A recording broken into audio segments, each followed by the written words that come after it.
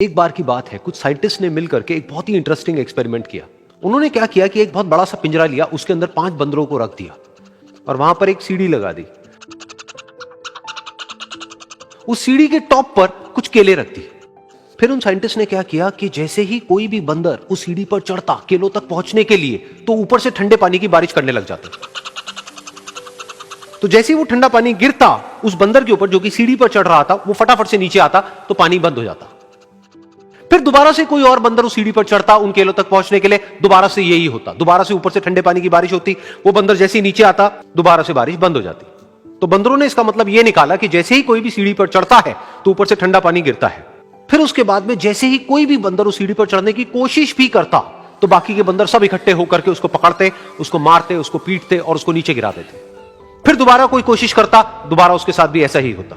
फिर उन साइंटिस्ट ने क्या किया कि उन 5 बंदरों में से एक बंदर को उस पिंजरे में से निकाला और उसकी जगह एक नए बंदर को उस पिंजरे के अंदर डाल दिया। अब उस बंदर को नहीं पता था कि यहां पर क्या खेल चल रहा है। उसको जैसे ही सीढ़ी के ऊपर वो केले नजर आए, वो फटाफट से उस सीढ़ी के ऊपर चढ़ने लगा।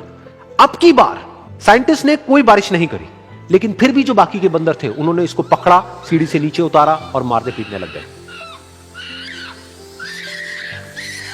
इस बंदर को समझ नहीं आया कि मेरे को क्यों मारा जा रहा है, तो उसने दोबारा कोशिश करी। जैसे उसने दोबारा कोशिश करी, दोबारा से उन 4 बंदरों ने वही किया।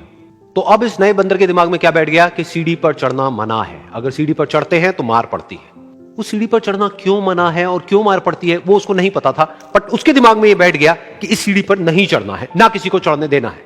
फिर दोबारा से उन साइंटिस्ट ने क्या किया कि जो पुराने 4 बंदर थे उसमें से एक बंदर को निकाला और एक नए बंदर को उसी जगह पर डाल दिया। अब इस नए बंदर ने भी वही किया जो इससे पहले वाले ने किया था, यानी कि वो भागता हुआ गया, उस सीढ़ी के ऊपर चढ़ने की कोशिश करी, उन केलों तक पहुंचने की कोशिश करी। बाकी 4 इकट्ठे हो गए और उन्होंने उसको मारा पीटा, सीढ़ी से नीचे गिरा दिया। उसको कुछ समझ नहीं आया, उसने दोबारा कोशिश करी, दोबारा उसके साथ यही हुआ। और अब इस बंदर के दिमाग में भी यही बैठ गया कि सीढ़ी पर चढ़ना मना है और सीढ़ी पर चढ़ने से मार पड़ती है।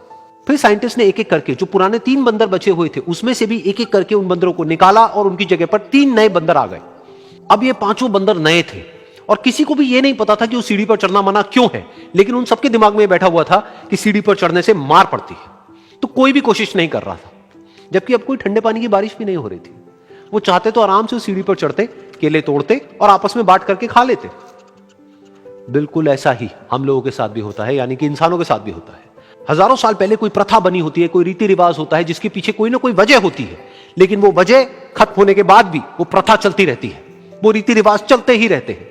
किसी में इतनी हिम्मत नहीं होती है ये पूछने की कि हम क्या कर रहे हैं, क्यों कर रहे हैं। बस सबको ये पता होता है कि ऐसा ही होता है। तो वो एक्सपेरिमेंट जिसके बारे में अभी मैंने आप लोगों को बताया, यानी कि वो बंदरों का एक्सपेरिमेंट, उसमें तो बेचारे बंदर हैं, जानवर हैं, उनको नहीं पता है कि क्वेश्चन कैसे पूछते हैं।